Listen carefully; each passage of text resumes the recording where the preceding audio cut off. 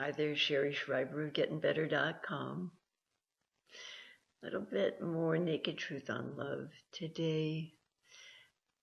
True love takes a lot of courage. Dr. David Schnarch wrote in his book, Passionate Marriage. I think it was around the last couple chapters of that book, and it's a good book. By the way, I've given it to people I've known who've gotten married as a wedding present. It's a softcover book.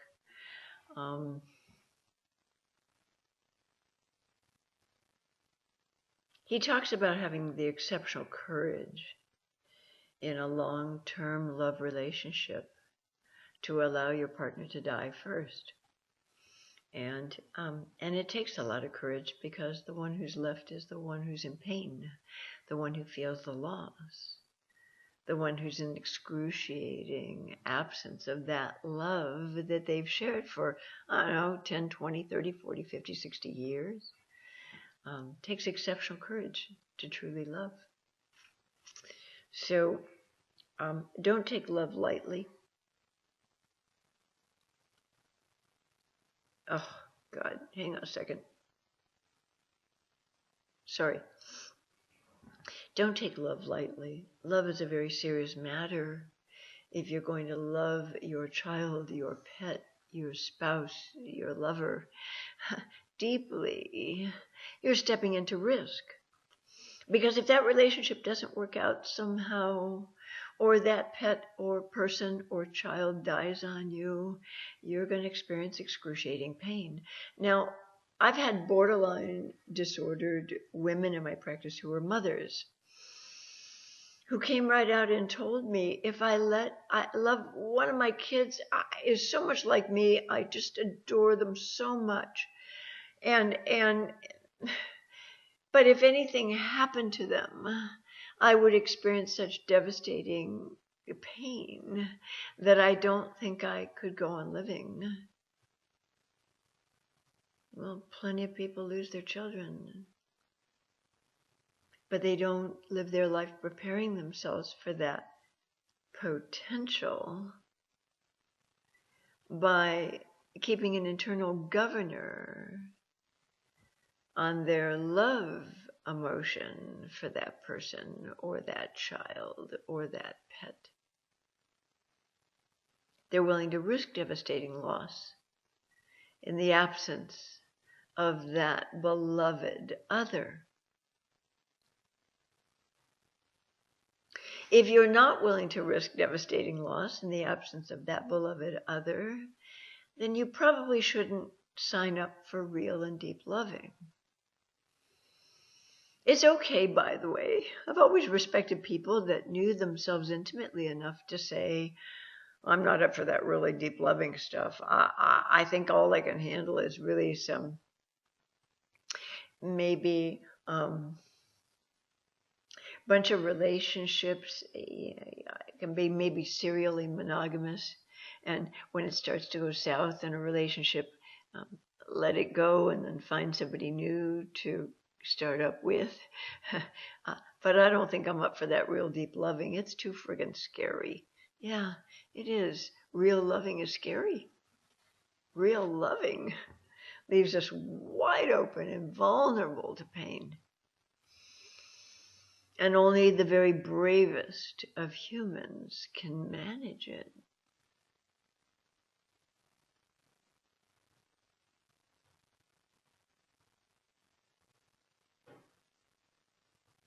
So if you attach yourself to another, and you're afraid to love them too much because of what you imagine will be devastating pain of loss if they leave you or die on you, then say that up front.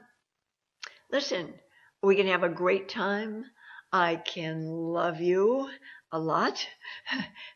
We can bond here. But in terms of the real deep, abiding stuff, I can't quite manage it.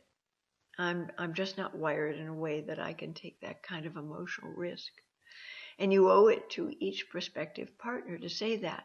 Now, ironically enough, a lot of them will be in the same exact position with you. And if they've done some work on themselves and they're reasonably healthy and whole, and they can be intimate and honest with themselves about where they stand on this issue, they'll cop to it, to themselves and to you. If they have personality disorder features, they'll go, well, what do you mean? Well, what do you mean you can only love me up to a point? Well, what do you mean by that? And they'll get their nose pushed out of joint. And they'll put it on you. They'll try and shame you for that, for just being brave enough to admit this to yourself and to another human being.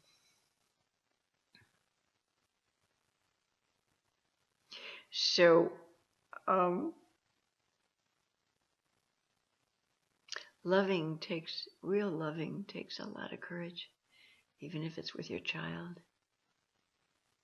Borderline mothers are notorious for putting an internal governor on their love for their children. They just will love them up to a point, but not beyond that point, because they're afraid they won't survive and be able to go on living if something happens to that child. But the downside of doing this, it's a clever strategy. It is. It makes total sense to me. But the downside of this is that if something does happen to that person, that pet, that spouse, that partner, that child, that takes them away from you, and you didn't step in fully to loving them, you'll be left not only with pain of loss, to some extent, you'll be left with guilt as well. And the pain of loss, commingled with guilt of knowing that you didn't step in fully to love that person, and you implied that you would at the beginning, honey, I wouldn't want that kind of agony for all the tea in China. So that's just a little note for you today to ponder for yourself. Are you up for real loving? You don't have to be. It's okay if you're not. But let's get you honest enough with yourself and help you know yourself intimately enough to where you can make sound choices and be honest with the people that you're engaging as romantic partners and not be misleading to them because you wish you were emotionally available and capable of deep loving, but you're really not. So you're not putting that out there to them in the early stages of the relationship. Let's get emotionally honest. There's no sin in not being completely emotionally available. There's nothing wrong with you if you can't be. There is something wrong with you if you keep telling yourself, I'm available, I'm available, I'm available, and you're really and truly not, because it's too scary for you to attach fully and risk devastating, excruciatingly painful loss. God bless you, and bye for now.